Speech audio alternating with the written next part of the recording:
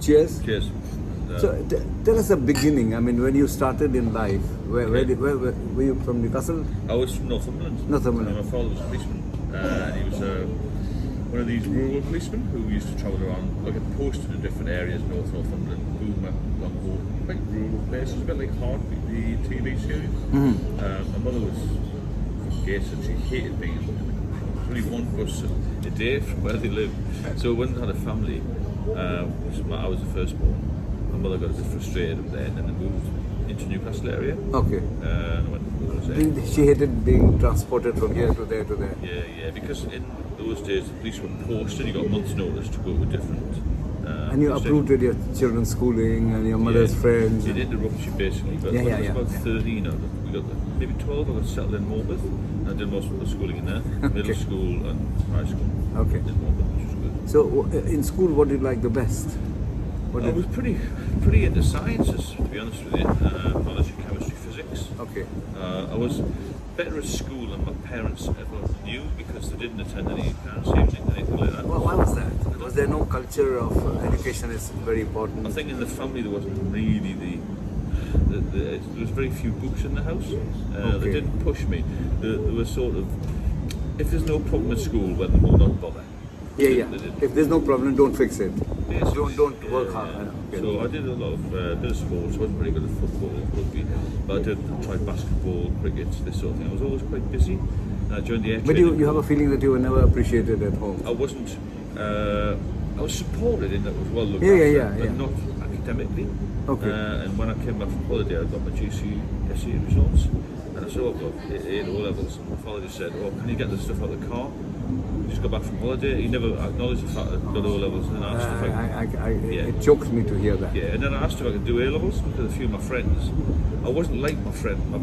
Let's say we lived near a council estate in a police house, which is basically tied out. My friends all went to the pits and wanted to be electricians, but I had some other friends who were a little bit different. Aspiring, wanting to do bigger The things. parents were in different jobs, doctors, accountants, that sort of. So they were going to do A levels. At the time, I played in a band. I played bass guitar, and I used to teach it. I was quite good at it. You were? Yeah. So you've done a lot of things off your own back? Yeah, completely. All on my life. I used to go fishing. What is it in you that wants to aspire rather than be like the fellow who went for the pits or went for this and that and that other? Why did you want to do more? Was it to show your parents, to have their respect? I think so. Yeah, I think so. That was. Did you ever get that? I didn't really, to be fair. I mean, my dad died 3 years ago. I think in the end he came out to the aspect of, well, he's done all right. All right. Very English. My father never got promoted in the police. I think that was a big regret of his. So maybe he was not that aspiring? No. I think he was, but he didn't have the personality to get promoted. Yeah, but personality is molded by parents, teachers, uncles, aunties, friends. That's right. Friends' parents who say, no, you can do it. Yeah. John has done it. Yeah. So, because I've been lucky, I'm also the eldest, but I've been over pushed. Right. He's brilliant at this, and I used to get sick of No, I it. wasn't. So I started underperforming just to shut them up. Really? Yeah. Oh, that's strange. Life is very, very strange. Yeah. So in a sense, had you had more appreciation, you might have gone.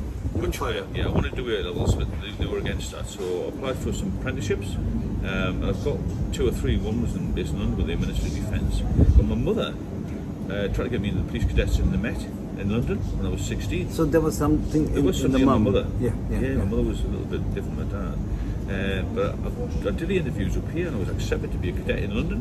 I was 16, I played in a band, and I felt I was a bit young to go to London. Yes. That's something I always regret not The going young when I was 16. bass guitarist. Yes, and you too were big at the time. Oh my God. Oh wow. But the band was doing well as well. Yes. So I thought, well, I'll just do this apprenticeship. Where were the Shadows? Were they not in Stand Up Street? No, they were before my time. Oh, they're before your time. Yeah, Okay. no, I go a long way, so I'm sorry I'm mixing generations. Yes. Yeah, Okay. I didn't and do did you that. go? Did you go at 16? No, I didn't go 16. I Because became, you were frightened? a little bit, yeah. And if your parents had pushed you, you would have gone? I would have gone. Yes, definitely. They left it up to me, but my mother was always had me well dressed, and I was always supported in that way. Okay. But they always thought university, it's not for the likes of us. That was the attitude. You know, my father was a staunch. Do you know John conservative. Bartle? Do you remember John Bartle? Yeah. He was a very close friend. And he was the young and the handsome one in the family. Yeah. And he used to do headstands with me. Right. And his brothers said to him, Headstand. don't mix with Doc, he's not your type, means stay Yeah. below. That That's attitude. what I had. For me, he was a friend. I mean, a lovely, Yeah. handsome, Yeah. naughty, clever guy. who busted a lot of drug things and great at his work. Yeah. But his brother said, don't mix with Doc, he's too high for you. Yeah, well, I used to go to Cox Lodge and just sit and have a bacon sandwich. You know? Yeah. So I think I could have done a lot better Yes. than I did, and then when I joined. But you were giving yourself a kick in the backside to go further. All the time, yeah. And I used to. I had relatives in London. And I used to go and sit Like down. what, uncles, aunts? Yeah, uncles, aunts down there. But sometimes I used to go on my own, just for a trip out. I was quite confident. When I did this apprenticeship, I didn't like it. But I got myself an office job. Did your Geordie accent have anything to do with it being in the Met? A little bit initially, especially in court, because Okay. a lot of the barristers, and especially central London courts, and Yeah. the Old Bailey and South Criminal Court, you know, like the Middlesex Guildhall, the big courts. Yeah. The barristers, Yes. officer, They would speak Queen's would you English. please slow down? You know, that was the thing. And I You were used to, speaking a foreign language. yeah, and I used to get that from some of the Okay. judges. Judges would say, "Officer, we can't Understand you. what you're saying." Which country are you from? Yeah. So I had to mellow that Okay. and learn to speak a different language. Slowly, yes. A little bit better. So you got into the Met. Yeah, I went to Met. How was the drinking at this stage? Because we're going to well, talk about your I started when I drinking. was 15, 16 years old drinking locally. How much were your father drinking? How much were your... Well, parents didn't drink it that much, but they used to have this wash house area. They used to make home brewed lager. Okay. When I was about 15, 16, they used to go on holiday with my sister, and I didn't want to go on holiday then. So I used to stay there. We used to raid, me and my friends used to raid this home brew. So it was quite strong. Okay. Now I'd built up a bit of a tolerance to that. So Did they know that you were... oh, they knew I had a few Sipping drinks. away. There's not, but I was never any trouble. I wasn't any. I didn't feel drunk. I didn't look drunk. Okay. My friends were all over the place. Yeah. I was pretty good at holding my drink, I think. So 15, 16 you started Started building drinking, a but drinking. Not massively, because I played in this band, you see, so I had to keep myself compass mentis. Yeah. When I joined the Met, I thought, well, I'm a big drinker, and I met people who were much bigger drinkers than me.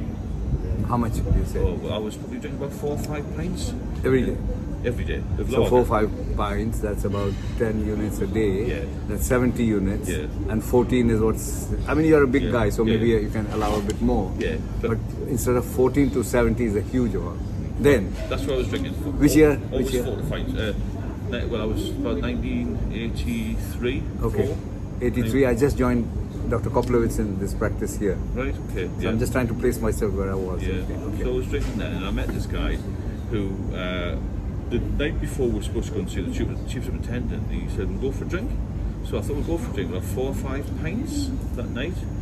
And he drank 10 pints. He later became a deputy chief constable in the county force.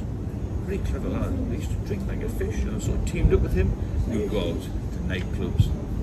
So you found a running mate. But he drank twice as much as me. Yes, But yes. he's very fit, and he took me to the gym. I couldn't manage the gym. Yeah. Well, he did. He's a little bit older than me. Okay.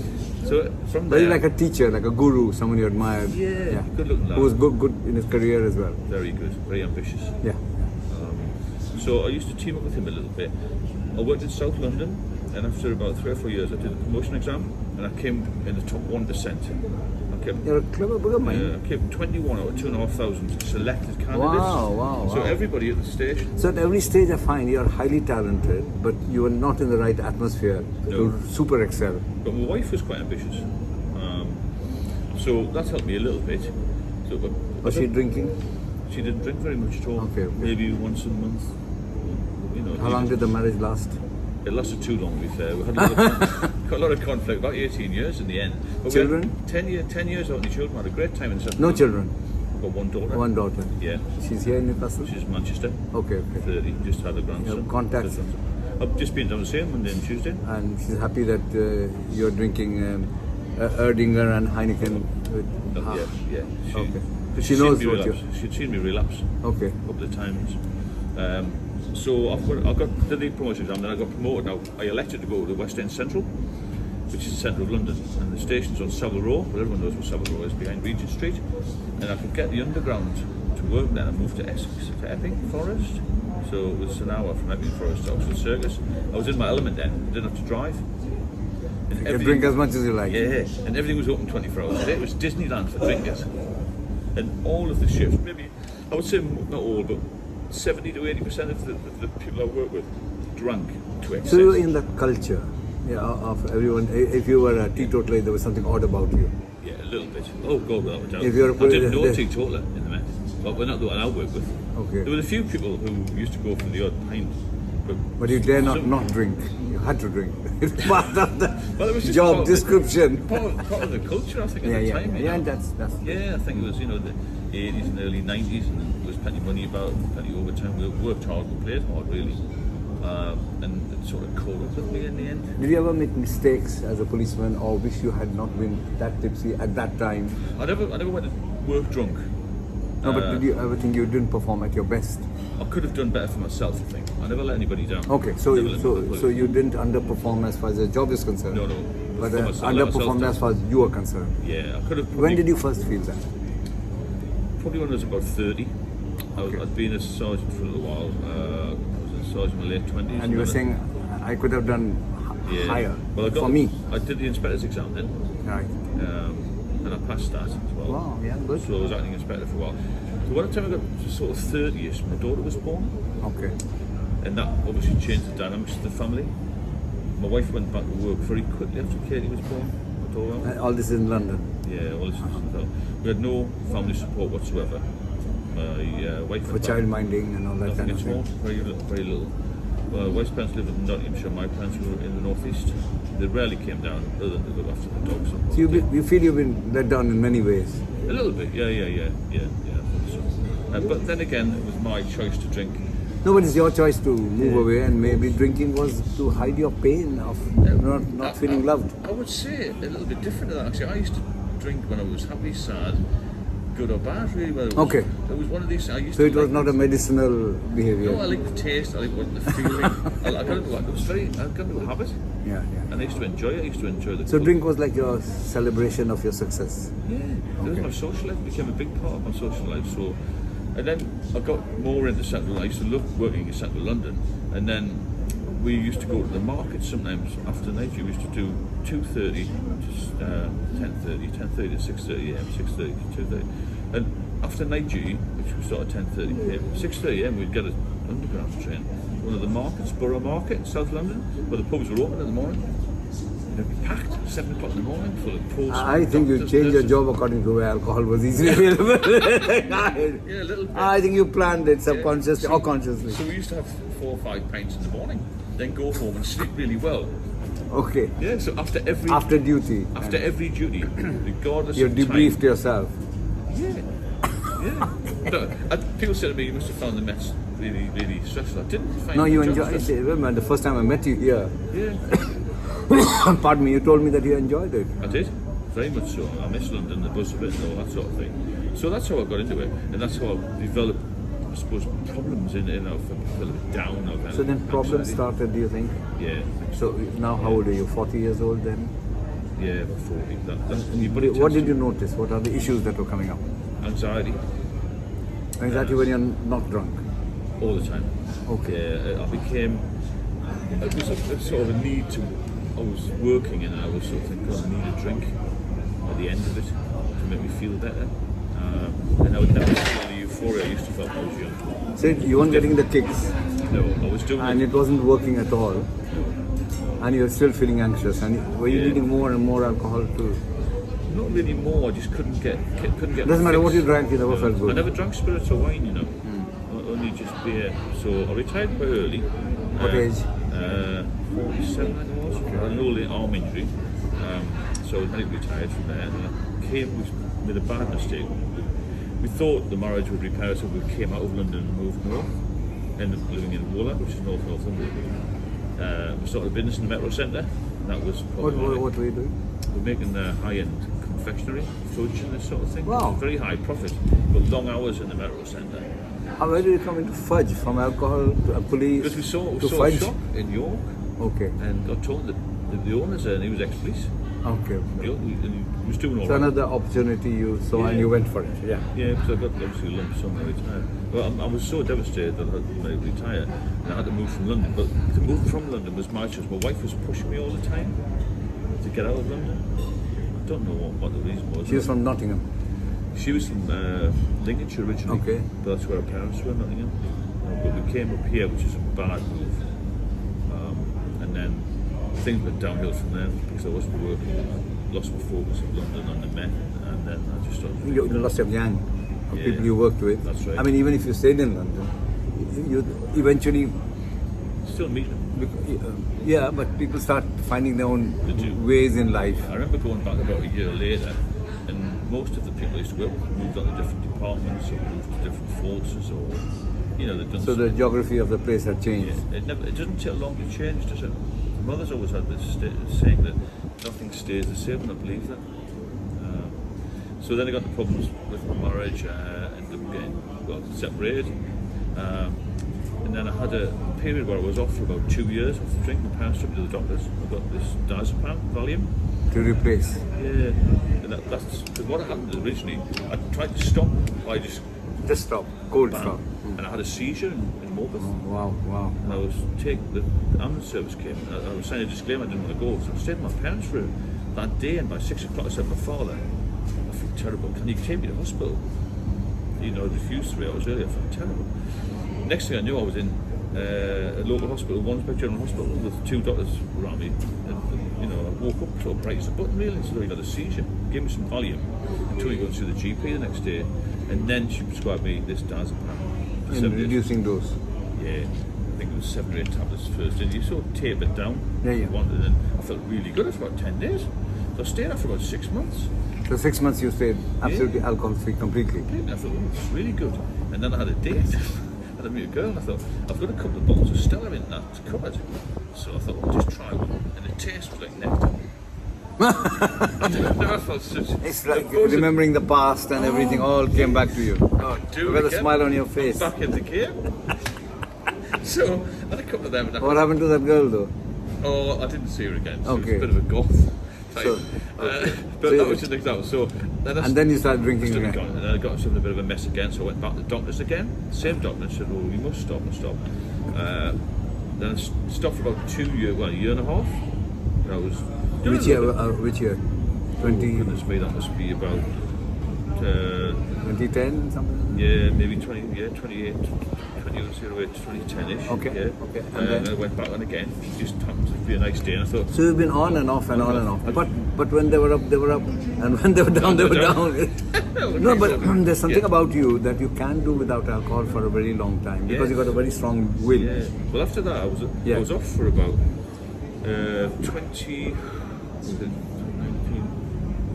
Well, I was off for about 7 years anyway. Okay. I met a girl, 2014, 2015, And I didn't want to tell her I had an alcohol issue, which I should have done, because she said to me, "Why didn't you drink? Why didn't you drink?" I felt a bit pressurised. Eventually, I said, to keep fit this on you. And what happened was, we ended up. I used to drive all the time. That was my excuse to keep fit. And I was going to the local gym. the drive was keeping away from drink as well. Oh, I didn't want to drink. No, I was you were actually- keeping it like yeah, in that. I kept really fit. I was looking pretty good. I was weird. I was fit as I'd ever been. So I thought, I've got to sort of drink. I met this girl, and she was really lovely. And she suggested going around Europe in a camper van, which she was going to buy. I thought, that sounds even better. A few Who weeks. would miss that opportunity? Yeah, a few weeks in Europe. So she bought this camper van. And then one evening said, let's go and see my sister. And she lived up in Darrasholme. It's quite a nice area. So we get there and had this huge house, 10-bedroom house in Ponteland. And obviously they said, "Do you want to drink? Do you want to drink? Do you want to drink?" I said, "No, it's all right. I'll just have an orange juice cup of tea. I'm driving." And I said, "Well, no problem. You can just stay here. There's lots of spare rooms. Very palatial house." I had a can of beer. I didn't want to have it, Didn't want But it to tasted like drink. nectar. It didn't actually. I thought, I'm gonna, Oh, I see. So you felt bad about I'm it. going to go back to square one here. Okay. So you were very sensitive to it now. Yeah, I thought, well, I don't want to go back to where I was years ago. Yeah. So I had that and I thought, I've escaped that. She knows I'm going to have a drink. So a few weeks later, I had another bottle of beer. And then I still was frightened to drink. I'd have like a couple of glasses of it, a couple of drinks of it. I think I'll just leave the rest, which didn't know how long. And that build up. I went to Europe. I drove, so 7 days, I didn't get anything to drink at all. And then stopped in Saint-Tropez. Part of the camper van, I was stressed about all the driving and driving this great big vehicle around. I wanted to have a few drinks. And that's when I started again. So you seem to have relapse and come out and relapse and come out, but the strength you have is of coming out Yeah. without having accidents, without I've being forced to come out. Yeah. So you come out of it all by your own dint of your own merit. That was about 2014, 2015, and then I went back to the doctor. She actually took me to the doctor. Said, "Can I have same one?" Yeah. Can I have the diazepam? No, don't do it anymore. Oh, wouldn't give me it. I'm going to be in the class here. So I went to see another GP. They wouldn't give me it. Tried to get it private. They wouldn't give me it. So I started to self-medicate with alcohol. We split up. My girl and I split up anyway. So I left them home, and I started to just drink, and then I thought, well, this is a good idea. I'll get some diazepam from the internet. You can get it. I got some. It didn't seem to work as well, and I started to drink with diazepam. So now you have two problems: Yeah, exactly. tranquilizer addiction and alcohol. So I went to see a local doctor again with Morgan, and I said, look, this is the score. I was really open with him. My daughter said, you've got to tell me what you're doing. You can't diagnose if you don't tell the truth. So he gave me some prescription diazepam. I got so used to drinking as well, I was taking them as well. And I got into a total mess.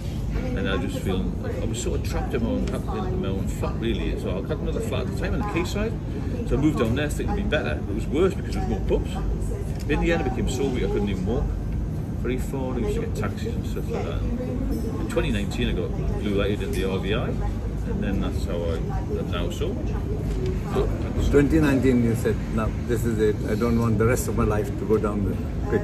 I felt like I was actually dying. And I think around that time I met you here. Did you? And I said, "Who's this fellow? Always very jolly, drinking something funny." And I said, "Oh, alcohol free." Yeah. And I didn't want to ask you in front of all the others who are still drinking a fair amount. Yeah. And my interest grew. Then how did you get into this flip side where you're now I don't drink. Well, helping people stop?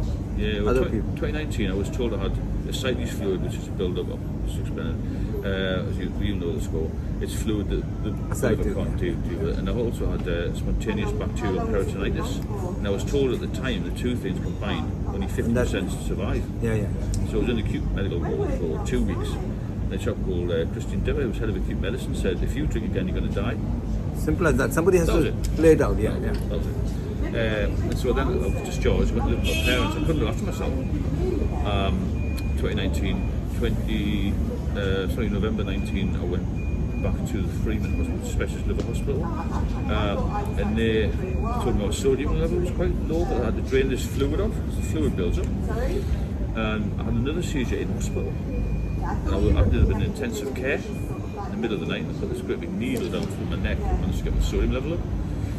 Then got over Christmas, so getting into January 20 now, 2020, I've got taken to Cromlington Hospital. This huge sinus build-up, and I was kept in for 6 weeks, and it took about 46 litres off me over the 6 week period of this fluid. It kept building up. So then they gave me this operation called a TIPS operation.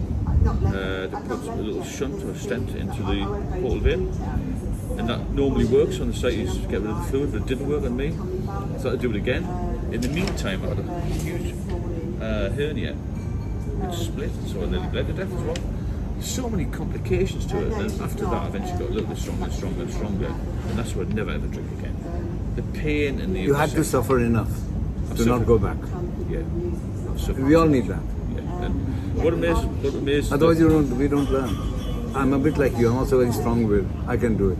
But sometimes I can't do it. I had to face the facts. Face the facts, yeah. And why test yourself all the time? Yeah. Just to prove I'm stronger. So when I got to the point of getting a little bit better, I started to get a lot better. I was very good with my diet, a very strict diet, very clean diet, no salt, no added salt in this sort of thing. Yeah. Obviously no alcohol. E numbers and all that. Yeah, I was seeing the consultant at the Freeman every 6 weeks. Very good. Then I went to every 3 months.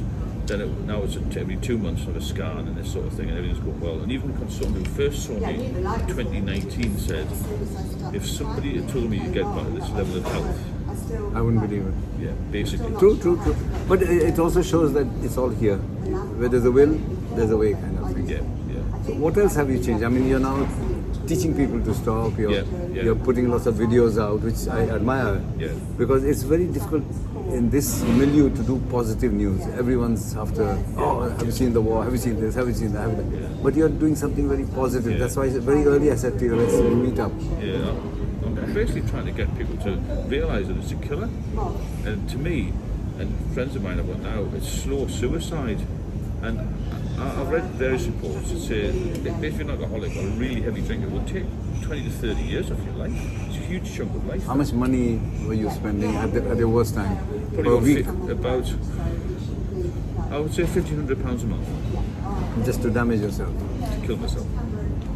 So I put a video up recently. Would you like to have an extra £15,000 a year by doing one thing a day? Just don't drink. What can you do with £15,000? Yeah, but from every point of view, yeah. And you can be in a milieu where everyone drinks, therefore you drink. And it's very difficult to be the oddball who's a health freak. That's right. Especially in a pub. Yes. But as I said before on some videos, people think that, when they're told you must stop for life, it's too much to take on. You've got to think, well, let's just stop for today, one day at a time. When you get more stronger, you realise you can't do it for life. Because your life will change so much and you become so free, you've got more money, you look Are there any people who hate you for doing this good work? quite a lot of them. Okay. But So, at the end of the day, so what? if I can save one life, I'll be grateful. Yeah, well, that's the way to look at it. Because I wish that I had somebody like me to speak to. I never thought years ago to look at YouTube or get some advice. You don't want to see it because it might help you stop, you know. Well, You don't want to do I that. wanted to stop, I just couldn't. And I think that doctors are brilliant, but unless you speak to an alcoholic, you don't know how No, that's the theory, people yeah. feel. I think so, yeah. Because unless you've been in that situation, then you don't know how trapped you feel, how anxious you feel, how depressed you feel, paranoid. I was trying to open mail and things like that. Yeah. Yeah, very nervous, shakes. Didn't eat. When you're talking to a Met police, Yeah, yeah. guy you expect to be Yeah, well, I confident. was when I was in the police, but when I left the police, it compounded things. It got much worse when I left. It became such a bad thing for me. It affected all aspects of my life, my relationships, my family, my health, particularly finances. The whole lot just collapsed. Now you got it all together. Now we're all back together again. Stephen Curry, it's been a pleasure. Thank you very much. Thank you for giving me the time and telling the story. It is important because life is just stories. Yes. And because I worked in the alcohol and drug industry for about 15 years, off and on, Parkwood House, Brahma Court. So I'm interested in people like that, the success stories, because it inspires. Thank you. Thank you. God bless. All the best. Cheers. Thank you.